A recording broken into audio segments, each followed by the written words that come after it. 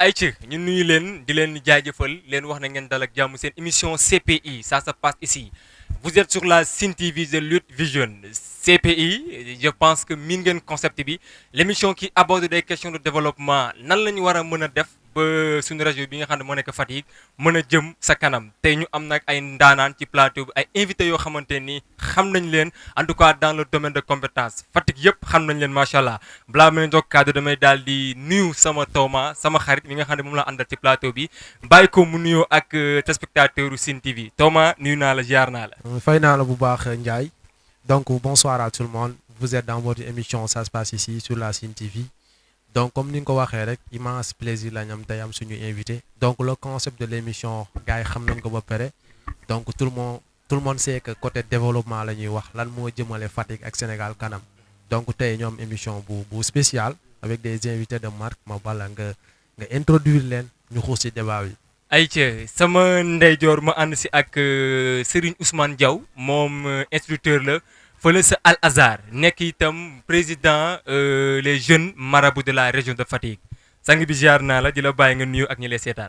bismillahi rahmaani rahim wasalaatu wasalaamu ala rasulillah wa ala alihi wa ashaabihi wa man wala hani an li ibrahima laha hilaaluhu hilaalum bada li nadirina jamaalu hilaalu rabbihi jaa fihi muhammadu fa tamma lana bushra wa amma nawalu waaleykum salaam wa rahmatullahi wa barakatu ñu ngi lay delloo nuyu bu baax di la ziare di am kontaan ak mbégte ci dalal ma dalal fii ci Sen TV di la xaar ak say questions incha allah ñu tontu.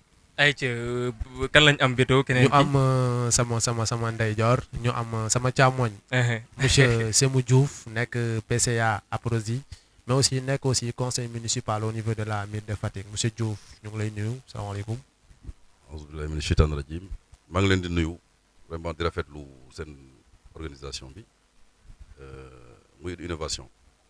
di nuyu tout seen téléspectateurs yëpp ñu ngi leen di nuyu di jiital ji nuyoo bi suñu kilifa muy Baye Soxna Alaaji Baye Soxna mu nga xamee ne aussi kuy baax ci dëkk bi la kuy defal ñaan kuy encadré xale koo xamee ne aussi yàlla rek ko ñor donc suñ ñëwee ba fii war nañu fa yegg xam naa suñ jógee fa la ñu jëm mais ñu ngi koy beral nuyoo di nuyu aussi ñi nga xamee ne moom laa àndal fii ak ñi ma bokkal plateau bi sëñ Ousmane moom mooy le président des jeunes marabouts vous savez pas vraiment ñu ngi kontaan ci loolu itam aussi def mention spéciale à la Sen TV parce que yéen aussi vous êtes dans le développement et je crois que loolu moo am solo chacun fi mu nekk mu am nu participer dans le cadre du développement ak na mu ko mënee ayca jërëjëf merci beaucoup monsieur Diouf si yow laay commenter Seydina Ousmane ñu gis ne instructeur nga à l'institut Al Azhar yéen arabisants yi fii Sénégal cër bi ñu leen waroon jox sama xalaat bu gàtt joxuñ leen ko nan nga gisee phénomène boobu. man duma arabisan man arabophone la. arabisan mooy koo xam ne dafa am culture arabe di ko yor man yoruma culture arabe ku jàng arabe laa di ko jàngale.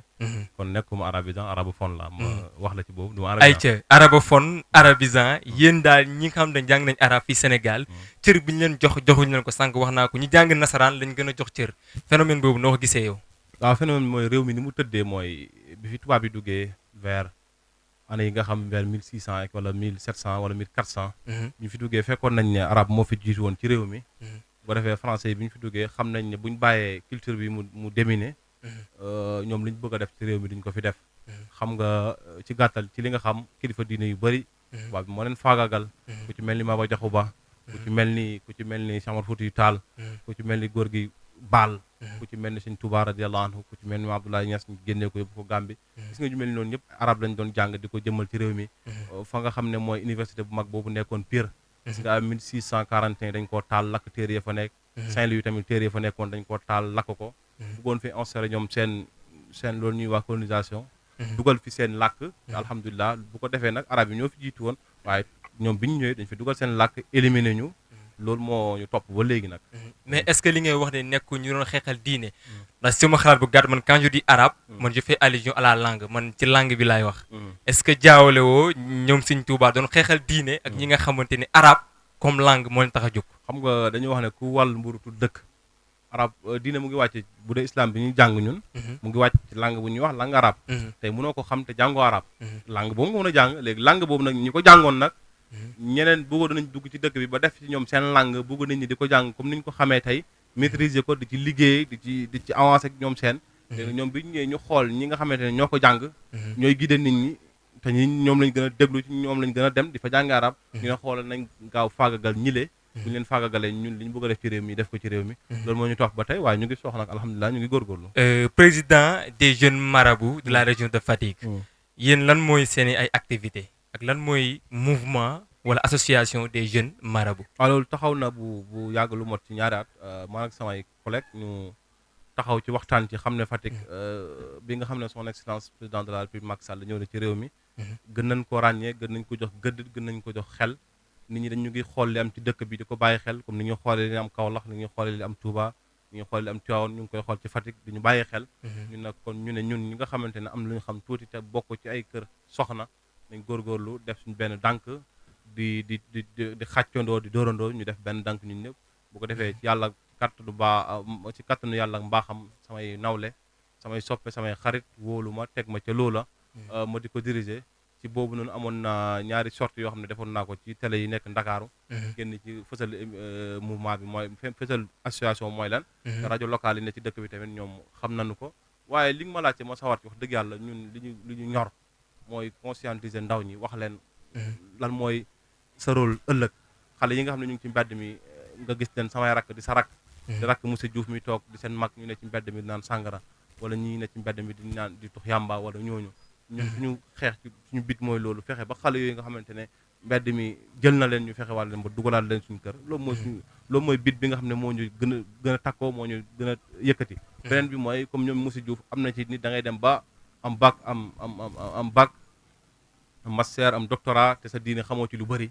ñun nag ñu dugg ci ñooñu pour jéem leen xamal leen seen diine te yàlla tax loolu daal mooy suñu bit bu ko defee gën a takkoo tax ñi nekk Fatick borom xam-xam yi takkoo nekk benn waaye rawatina jeune ku am 40 ans ay dañ ciy génn ku am 30 ans ci la bokk maa ngi ñëwaat ci yow léegi monsieur Diouf sànq sama naataango wax na ko vous êtes le PCA de l'APROSI APROSI mooy lan bu ñu ko xamul waaw jërëjëf Ndiaye xëy na dina dugg ci li mu wax léegi li mu wax lu am solo la lu ñu rafetlu la aussi ma ay jeunes bu ñu taxawee dañu war a participer ci développement par contre d'accord ma yow bi nga ne xëy na njàngum ñi jàng arab dañu leen tuutil parce que boo xoolee même léegi au niveau de l'ENA dañ leen jël pour ñu bokk dans le concours et même léegi ouais mais ça c'est une révolution parce que auparavant il y en avait pas boobu kon donc lu ñu saluer la ba ku koy dégg xam ne ci cadre éducation ak cadre réforme le président de la République a pris une réforme très forte mooy fexe ba ñu nekk ñu bokk dans le concours de l'ENA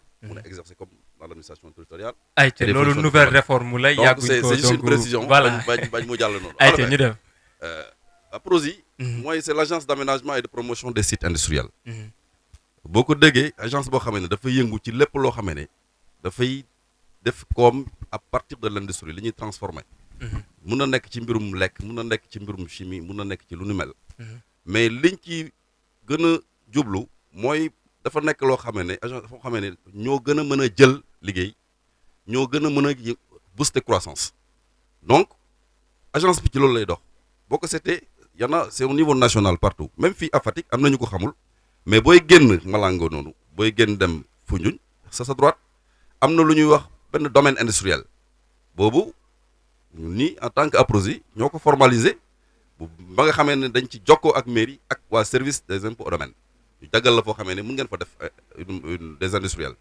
am na lu ñu fa tabax aussi loolu aussi lu ma ñaanoon la suma ministre ak ñu mu nekkaloon muy benn hangar boo xam ne c'était pour les professionnels donc defoon nañ ko fa et tout cérémonie am na yeneen ñoo xam ne dañuy jóge fenn bëgg a installé wu au niveau du Sénégal mais bu ñu ñëwee suñu agence dañuy xool li ñu bëgg a def fan la gën a mën a jub ñu jàppale leen organiser leen ñu dem foofu maintenant gestion beeg leneen c'est autre chose l'agence se trouve maintenant à Diamniadio parce que Diamniadio ku nekk xam na li fa nekk donc président dafa jël initiative délocaliser effectivement certains services au niveau de Diamniadio mun naa ne APROSI moo njëkk a taxaw Diamniadio yóbbu fa direction générale am toog avant benn ministre déménagé et tout. donc actuellement vous êtes à Diamniadio. on est à Diamniadio. donc ci programme PSE la bokk si ma xalaat bu gàtt.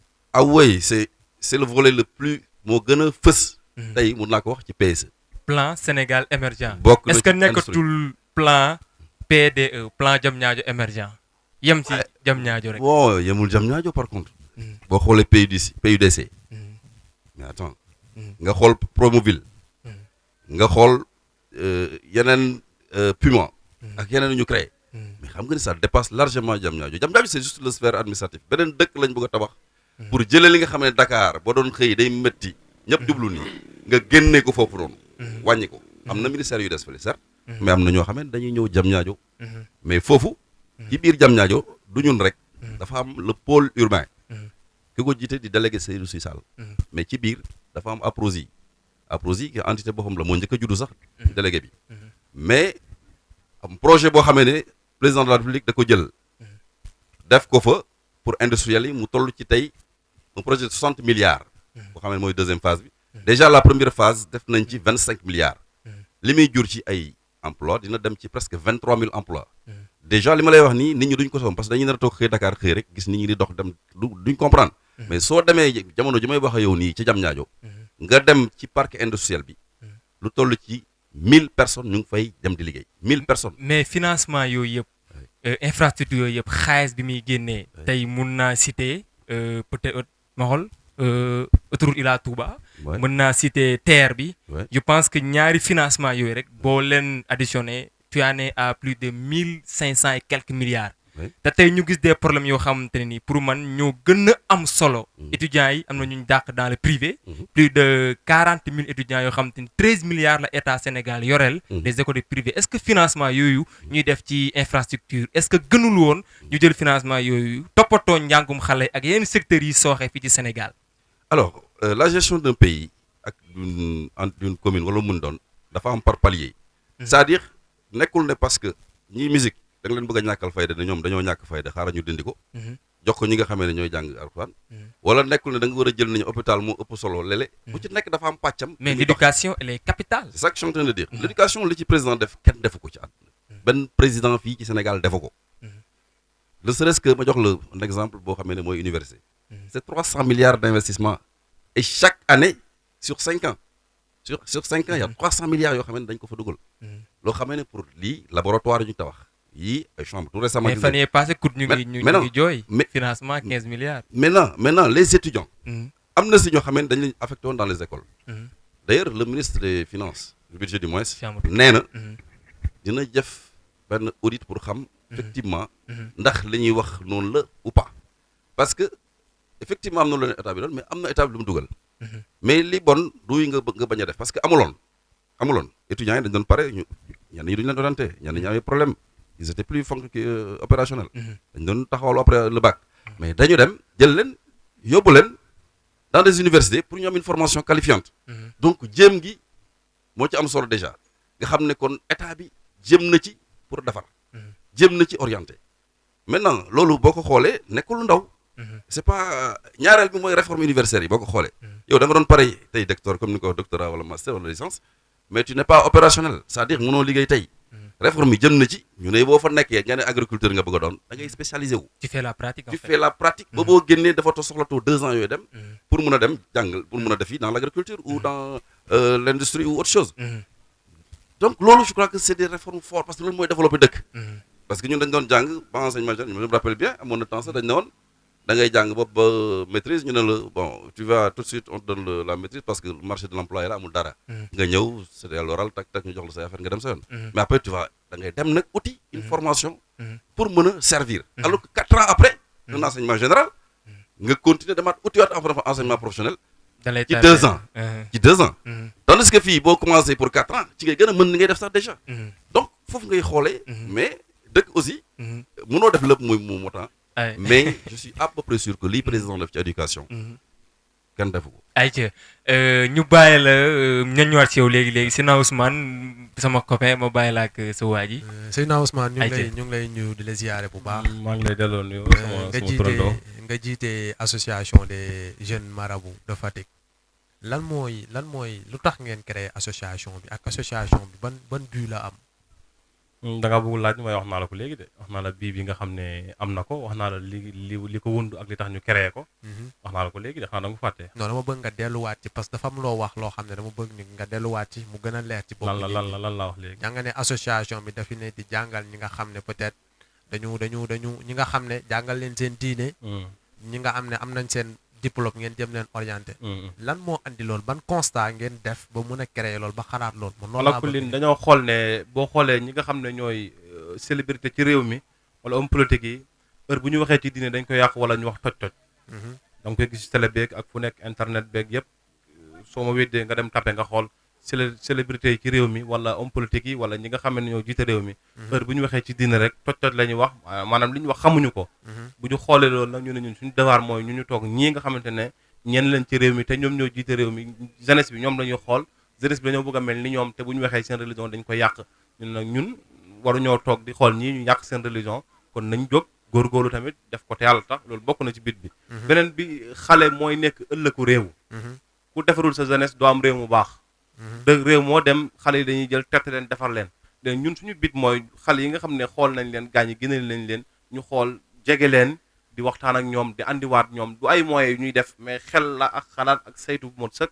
duñ la ko wan mais dañuy dem wax benn xale waxtaan ak moom jéem ko wax li muy def baaxul ëllëg moo war a yor réew mi bàyyam fi mu nekk ni moom moo fi war a nekk ëllëg nañ xam ne moom daa am ay ambition yu mag dina nekk papa waaye dina nekk jàngalekat waaye dina nekk xam ne sa président la wala mu nekk ministre wala mu nekk député. mii bu ko député du baax ñun ñu xool ñooñu am na société bi dañ leen xaw a bedd ñuy waxtaan ak ñoom benn par benn yàlla may nañ ci ndam ñu bëri mais duñu wax ñan la mais yàlla may na ci ndam ñenn ñu orienté leen wax dëgg yàlla. muy kan ak kan parce que ci télé nga nekk te wax ji dafa war a leer. c'est privé. non parce que association bi su ngeen demee di jàppale ay nit yoo xam ne peut-être dañ leen baax. Fatick gis nañ peut-être phénomène bi fi am. ay non privé dama la koy ñaan. mais exemple la ñu war a doon image boo xamante ne tey Mouhamed Ndiaye na meloon léegi melatu ko ñëpp xam ne association bi moo ko soppi mu mel nii loolu image de c'est preuve à l'appui comme ni jàpp naa yéen a ngi may sotoo de. kii nag sama naataango la ñëw bokk yow itam sama waay nga waaye jàpp naa yéen a ngi may sotoo ñii seetaan itam bëgg nañu am lu leer parce que preuve à l'appui dafa baax wax nii rek xam nga wax naa la biti wax naa la li ko tax a jóg wax naa la dem nañ ci ñenn ba wax ak ñoom bu ko defee ñooñu ñu dem ci ñoom melaguñ liñ bëgg ñu mel bëgguma wax seen tur fii sutura la waaye jàppal ne lu am nag heure bu demee nag ba mel ni ñu war a mel ñu war leen médiatiser naa ne woo yéen en tant que Sen TV yéen Sine TV nga xam ne yéen liggéeyal Fatick man leen gaañaa ngi ni ngeen xool leen yéen daal ci côté social ngeen di gën a dox waaw association bi waaw ci loolu la ñuy pour l'instant ci loolu la ñu gën a dëgg pour defar jëmale nit ñi ci diine côté développement waaw c'est pas diine rek baan waxuma la diine ba tey de xam nga nit nga orienté ko ba mu mën a dem xam diine xam leen bu dee xale waxuma la diine pour nga xam ni ngay yoree sa réew ëllëg loolu laa wax du diine kese mënut a jëm la réew kanam jamono ji foog ñu boole ko ci loolu laa wax ñu xool xale yi orienté leen ñi nga xam ne bëgguñ jàng diine day defar doomu aadama waxuma defarul doomu aadama diine day mel ni amoo dara waxuma loolu ba tey de yaay wax loolu dama wax ne danga maa bugga ne ndax dañ leen di orienté pour ci diine kese man la man waxuma loolu dama leen ne ndaw yi ñooy war a yor ëllëg réew mi ñooñu lañ bëgg a orienté ba ñu am image bu rafet image bu baax ëllëg buñ taxawee ci réew mi yor ko kenn du leen mën a dut baaraam léegi man li ma bëgg a xam mooy nan ngeen di def ba orienté ndaw yooyu le vous organisez des réunions à huis clos da nga leen di woo fenn nan ngeen di def ba soppi benn Mouhamed Ndiaye en tant que man dama bëgg nekk ko xamante ne dafay roy yonent bi sallallahu alayhi wasallam ndax yàlla moo ma ko wax wa ne walakum fi rasulillahi uswatun hasana liman kaana yarju llaha wa yawmil axira bu fekkee ne yow benn idole nga am ci monde bi mooy yonent bi sallallahu alayhi wasallam léegi nag damay fexe man sama bopp ma jikko yonent bi sallallahu alayhi wasallam ba bàyyi bu mais bu fekkee def naka su dul noonu bu ma xoolee rek am ay orientation ci man su ma doxee ci benn ma gis benn xale boo xam ne mu ngi def naka su dul noonu wala ma dégg ko mu wax naka su dul noonu ma jéem a fexe am daje ak moom su ma amee daje ak moom waxal ko jéem a ko waxtaan ak moom ci yu bëri bàyyi lii ba ci sax wallahi am na mag ñoo xam ne jot nañu daje ak ñoom waxtaan nañu ak moom huis clos wax dëgg yàlla amélioration am na ci moo tax ma ne la bu demee ba ñu war ko feeñal fësal ko en tant que tel yéen ñi nga xam ne yéenay Sen TV yéenay wane Sine TV baal leen ma de yéenay Sine TV yéenay wane li xew ci Fatick bu ko defee dinañ leen woo ñu leen gaañaa ngi ni ngeen xool leen caméra leen après ngeen laaj kenn ku nekk ci ñoom moo wax loolu xam naa yàggatul incha allah ay ci loolu noonu nekkatul sutura nag buñu ne ba ne leen moom nañu la woon nekkatul sutura ma bàyyi la ak monsieur Diouf monsieur Diouf ñu ngi lay nuyu di fàttali aussi yaa nekk conseil municipal au niveau de la mairie de Fatick donc quand vous dites Fatick va mal monsieur Diouf nga nekk conseil municipal comment ça vous fait des gens le disent ça Fatick parce que Fatick amul oto mbalit oui en fait Fatick lëndëm na et en tant que conseil municipal ngeen nekkal ci la population quand des gens disent que la mairie ne travaille pas quand les gens disent que Fatick ne va pas liggéey amu fi dara amu fi comment en tant qu'homme politique en tant que aussi responsable au niveau de la mairie comment ça vous fait en fait c'est pas compliqué à comprendre c'est-à-dire dëkk boo ko yoree xëy na mën nga matal lii doo matal lee ñi koy waxal aussi ñi koy wax aussi ñu xam ñan ñoo ko wax ak ban position lañ toogee ñun ña fa nekkuñu fa pour ànd ak maire bi wala ànd ak aussi lu neex maire bi. moi j'ai presque 3 mandats de conseil municipal xam naa mairie ni muy doxee. xam naa bu baax aussi capacité mairie Fatick ni mu toll aussi xam naa aussi nit ñi yan cofeel ak lan la ñu war a def pour yokk koom-koomu mairie. mais aussi dafa am loo xam ne population bi la am loo xam ne peut-être ci mairie la parce que tey fay taxe mu la jox un exemple fay taxe mooy li gën a élémentaire loo xam ne moom la citoyen war a def pour permettre ñu def investissement. parce que mairie boo fa demee du sama xaalis dañ ciy jël du xaalis kenn. c'est les taxes mooy tax nga def route mooy tax nga def développement mooy tax nga tabax mooy tax nga def leneen leneen. leneen ni c'est dans le cadre d'une coopération décentralisée avec l'acte 3 aujourd'hui il y a beaucoup de possibilités yoo xam ne mën nañu ko def donc man jàpp naa ne am na lu maire bi def am na lu mu defagul xëy na keneen mën na ne mën naa def lu gën a raw li mu def parce que maire mooy impulser développement mooy tracer la politique de développement qui inscrire ko dans le cadre global de la politique nationale. li nga xam ne lii moom la ñu war a def au niveau national et tout lii mooy régler exigence et tout nga mën ko traduire au niveau de la base pour mën a booster quand même une meilleure essence des populations. donc Fatick va mal quelqu'un te dit bon ça veut dire c'est vague benn côté quoi. mën nga ne peut-être fii amul courant je suis d'accord nga ne fii dafa war am courant parce que moi ak d'autres de mes collègues quelquefois on nous arrive en conseil municipal de prendre des positions contraires sur des orientations. ñu ne lii lañ koy def nga ne leen non man lii laa gis ne moom lañ ko mën a def parce que moo gën a baax ren nag leen mais aussi mairie majorité la mais aussi ni muy doxee c'est ça donc bu ñu paree dañ koy soumettre au vote waxtaan ñi nga xam ne naa nga ne ndax nañ ne lii mooy dëgg nga ànd ca parce que loolu mooy loi de la majorité. Et le problème de l'emploi xale yi nga xam ne amuñu liggéey au niveau de Fatick. de Fatick. oui bon la mairie peut-être n'a pas la vocation de créer mais il peut mën na oyofal mën na créer les conditions. pour permettre que les gens viennent investir. et créer en tout cas de l'emploi mën na ne. non je parle pas de la mairie mais juste de parler des peut-être responsabilités politiques yi fi am. ah d'accord tu parles dans un autre volet. nominations. ok d'accord je comprends donc c'est à beneen échelle la. le problème de l'emploi c'est un problème international. amul benn leader politique. wala benn dans le monde même en France et tout partout partout où je voyage les gens sont dehors mën nañu liggéeyul le taux de chômage augmente wàcc mënul ñàkk. aujourd'hui boo jëlee le cas du Sénégal. chaque année tu vois presque 200 à 300 000 jeunes qui arrivent dans le marché de l'emploi. donc noo koy contenir il faut avoir des politiques publiques claires. c'est pourquoi le président a créé les DAC mooy c'est-à-dire le domaine agricole communautaire yi. parce que loolu li mën a jël. ci emploi en terme parce que jeune boo toogee defoo dara nga xam ne ñaari at njëfu ma ñetti dara mais nga jéem dugg ci yu mel noonu. parce que la agriculture loo ko jox mu dem. fay la suuf si loo fa def da nga koy et y a des jeunes qui ont très tôt compris ça ñu ngi ciy génn. am na ñoo xam ne ñu ngi ci beneen cadre dans la pisciculture am na xam ne ñu ngi ci beneen cadre. mais est-ce que ces jeunes sont formés monsieur Diouf. en fait c'est une corrélation. c'est pourquoi ma la doon wax léegi ne le président c'est un visionnaire. quand tu prends l'université tu crées déjà ñoo xamee ne ñii dañuy def dans l'agriculture xam nañ li ñu war a defi li ñu koy defee. dans la pisciculture ou autre chose.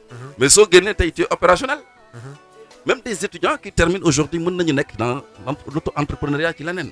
mais parce que quand tu parles d'entrepreneuriat parce que quand tu emploies quelqu'un c'est parce que entrepreneuriat dañ koy jàng. tu peux pas venir et entreprendre. mais si c'est-à-dire mën naa d'habitude tous les projets que vous accompagnement bi ba doguma la mais côté accompagnement bi daa xaw a manqué. moi j'ai vu des jeunes ici à Fatick. yu am des projets. déposer ko ci ay nit. jar mooy turu seen tur. c'est vrai am na ñoo xam ne mairie lañ dem. mais 100 000 francs lañ leen jox. d'accord ça dépend de la taille du projet mais entrepreneuriat. des étudiants. d'accord projet bu mag la du projet bu ndaw. non c'est après. xool nañ projet on va revenir ma comprendre li ngay wax parce que j'ai pas très bien saisi. dama ne dañ déposer. dama ne côté accompagnement bi. oui fii Fatick y a des jeunes yoo xamante ne dañuy am projet. fay des professionnels ñu bindal leen projet. c'est ça. déposer ko fi ñu ko war a déposer. mais duñ leen jàppale nañ leen war a jàppale te pourtant ay projets yu am solo la yuy doxal réew mi wala doxal fii nga xam ne mu nekk Fatick mairie y a des étudiants. CEF collectif des étudiants de Fatick. yi fa comment dirais-je yi fa demoon déposer seen projet. 100 000 francs lañ leen jox. je trouve ça vraiment minime. ci projet boo xam te ne projet de développement la.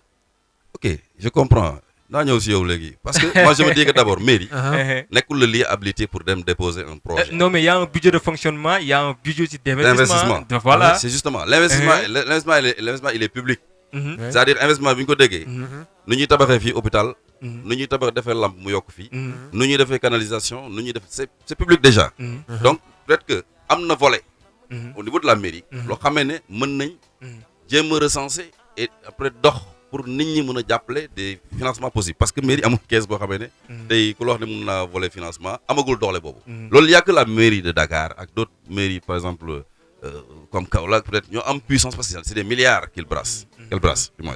donc loolu mën na ne. donc côté boobu yëguma projet bi mais jàpp naa ne procédure bi mënoon nañ ko déposer ci feneen. d'autres structures ñu ngi fi yoo xam ne c'est pour financer des jeunes. et tout récemment gis nga li ñu financé fii plus de 1 milliard 300. yoo xam ne à travers le DER. joxe nañ ko fii Fatick. loolu nag coow rëy la fi jur. mais est-ce que c'est pas pour non mais on va y revenir coow li mënut a ñàkk parce que ñoom mënuñ jot. mais est-ce que du pour campagne bi monsieur Diouf quand même. waaw élection yaa ngi ñëw nag élection yaa ngi ñëw. 6 mois des élections. Le président déclare cette année-ci une année sociale. Vous donnez des financements aux jeunes. mais ça non. alors que élection yi fii ak 3 mois. non c'est-à-dire que chacun peut interpréter. parce que mu leer na ni jeunesse bi mooy voter jeunesse bi mooy ñi nga xam ne à chaque fois ñooy daane pouvoir. non je suis d'accord mais aussi da nga koy inscrire dans un cadre de développement. la politique c'est une politique de développement. mooy li ma la wax tey xam nga bourse familiale kañ lañ commencé bi Macky président toogee. mais parce que dafa tombé wul ak élection ñu ne élection moo tax ñu def bourse familiale. pourtant commencé nañ ko et pourtant nit ñi yàgg nañ ko jël ne c'est un critère politique. mais de développement. la politique c'est la politique de développement. mais c'est politique. oui mais je dis. la bonne gestion des administration continuité la.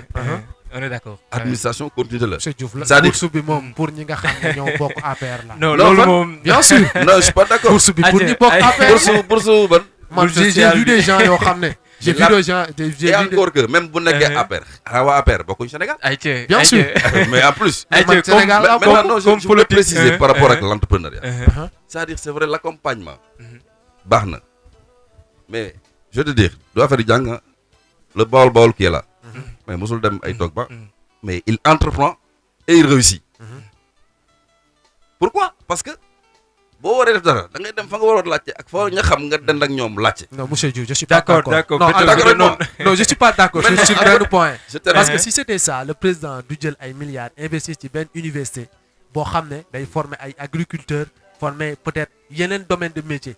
parce que daf ñu bëgg a insister que yenn métiers yi nga xam ne ñu ngi koy def par exemple ma jël benn électricien boo xam ne jàngu ko mu ñëw monter sama kër lakk ko ni mu ko monter baaxul. yaa ko def yow mi ko jël. mieux vaut ma jëli ku ko jàng.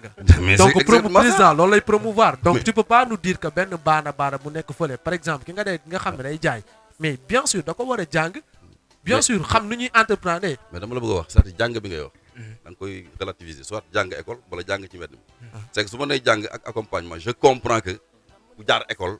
xam ni ñu koy defee doog a def projet. loolu mooy formation bi. mais dama ne la à côté de ça. dafa am leneen loo xam ne du mbiru jàng. demuñ école demuñ fenn yaa ma gën a xam ne bool yi ñoo fi ëpp xaalis fii. gisoo ci kenn premier si xamuñ sax ANIB. mais dañ ciy génn parce que xam lan la liñ gëm la ak nañ koy defee mbirum projet la rek. maintenant ñàkkul ñu war nag à côté de ça. mais jàppale nit ñi te le ministre de la formation professionnelle. mais il s'y met très bien parce que day def ay cadre de partenariat avec des écoles et tout. pour ñu jël mais tout récemment lañ inauguré le truc là le truc des travaux publics à Dakar. donc ça c'est du génie civil et autre chose. donc loolu yëpp dafay nekk loo xam ne c'est un ensemble. comme ñu ngi ci politique merci comme ñu ngi ci politique. Seydina Ousmane yéen lan ngeen di xaar pour dugg ci politique.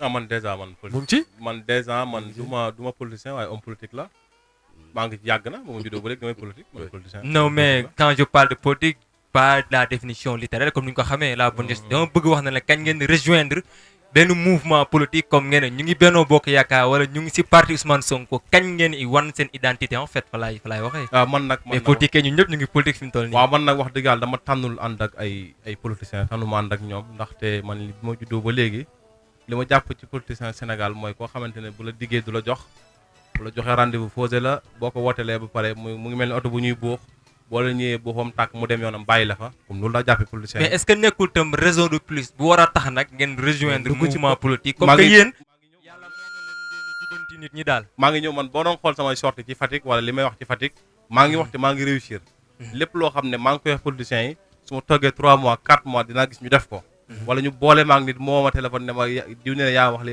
ma ne ko man li ma bëgg mooy Fatick jëm ca kanam li ma bëgg mooy Fatick jag te politiciens yi ñoom lañ jël jox leen réew mi jox leen Fatick ñu dañu nekk ci kanam kon li ñuy bëgg ñun ñuy wax ak ñoom di leen jàjji comme ni nga leen def léegi donc loolu moo tax nga ànd ak Tunkara élection passée. waaye man ànduma ak Tunkara de mais da nga ko doon jàppale.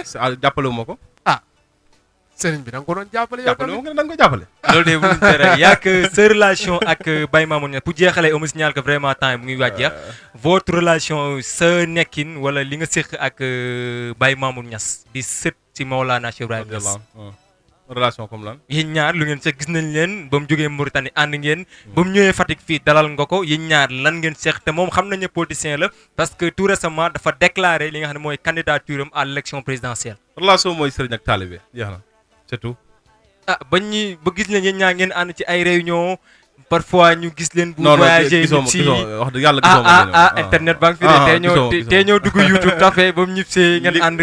ànd la bu mu demoon seeti ay taalibeem ñëw. en tant que taalibe ak sëriñam. mu ñëw ma gàttandu ko aéroport tatagal ko. ñaanal ko yàlla mu dellu laaj ko fa mu jóge woon ndax ñun ñu ngi ci jàmm. en tant que taalibe ak sëriñ doguma en tant que taalibe ak sëriñ. waaw est-ce que bu la woowoon. ne la dama bëgg nga jàppale ma ci élection yi lan mooy sa position. man damay xool ndax moom ndax candidature am bu ñëwee Sénégal ndax moom position am dina baax pour mu demal Sénégal kanam su ma xoolee ne moom bu ñëwee yër du Sénégal du dem kanam du ma ànd ak moom damay xool ki nga xam ne moom mën yóbbu Sénégal ci kanam ma ànd ak ko. donc pare nga pour ànd ak ki nga xamante ni jàpp nga ne Sénégal bu ñu ko falee dina jëmal réew mi kanam. bu baax. donc pare nga pour bokk fenn daal. man maa ngi ci mouvement.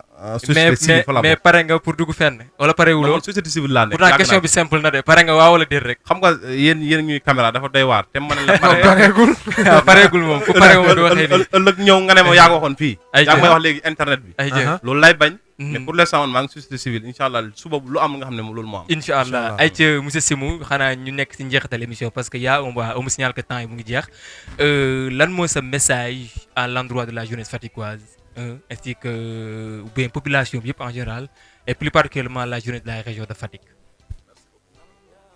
merci beaucoup encore maa ngi leen di gërëm bu baax man su ma sant yàlla julli ci yonent bi sallallahu alayhi wa sallam dañ jëm ci bésam bu tedd bi naa sant suma kilifa le président de la république parce que su ma toogee fii di wax am na lu mu ci contribuer na fa ma teg am na wóoluteef fu mu teg ci sama loxo parce que tànn dafa metti ndare nga nit ña bari ñu tànn la ci biir donc loolu su confiance la war nga ko delloo njukkal même su amee mérite donc pour Fatick muy femmes yi muy jeunes yi muy paa yi benn message rek laal bëgg ñu xam ne Sénégal au moment où on parle amul kenn ku ko mën a defar laa wax ku woy su président Macky Sall fi mu toll nii parce que lim fi def xëy na mën nga ne man jotuma nga kaas loolu sa morom mën na ne même xalangu dajul suuf mais jàppal ne li ngay kaas mun loo ko ami feneen. non mais ça c'est vous qui le dites hein. li ngay kaas la li ngay kaas bu fekkee mën nga ko ami feneen. amuloo ci certitude aussi kon. parce que état xëy na mooy def la promotion de l'individu mooy def les conditions de développement individuel. or ñeneen ñi c'est dans l'opposition.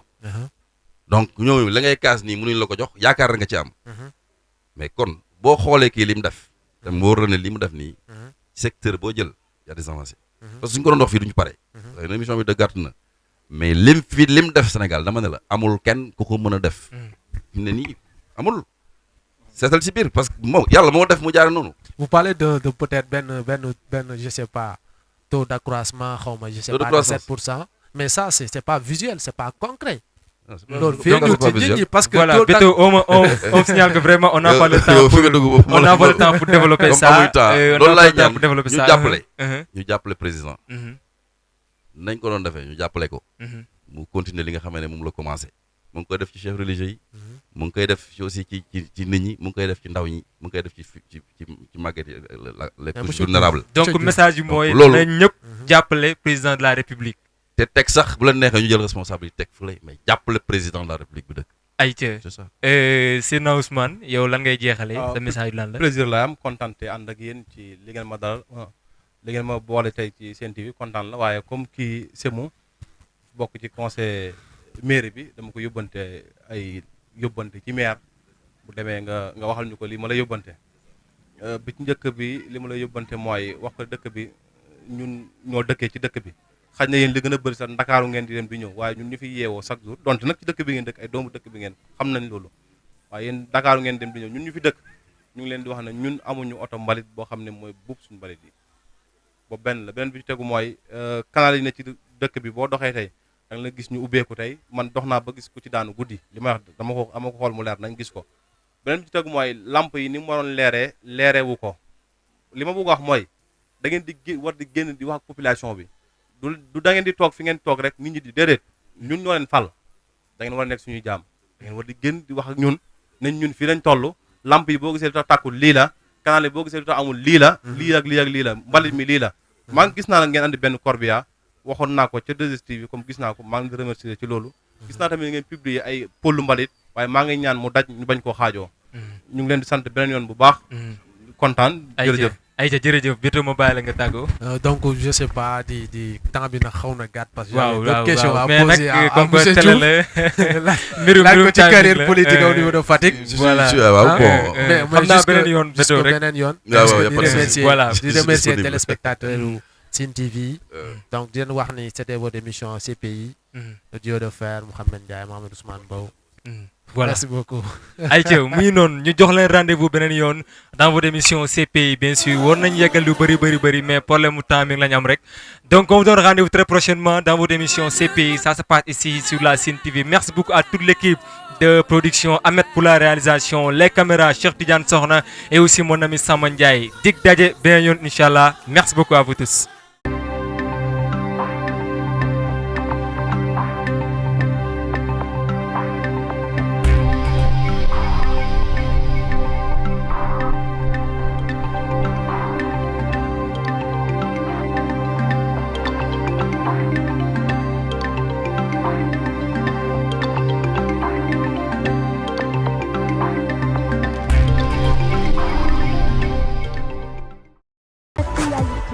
Sur Sine TV Sénégal.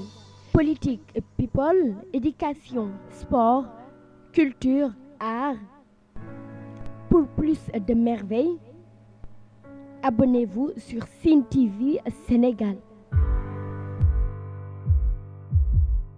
Regardez Sine TV au Sénégal, le frère. Sine TV Sénégal. Sine TV Sénégal. Sine TV Sénégal, meilleure télé. C'est la France qui vous le dit. asalaamaaleykum mbokk Sénégal wóoratul bañ a seetaan Sine TV man la Michel Perlo from Moscou mooy parce que ma dream Sine TV ñoo ngi seetaan Sine TV. Bonjour, monsieur Zedam, chers téléspectateurs. Moi, personnellement, je vous conseille de regarder Sine TV au Sénégal.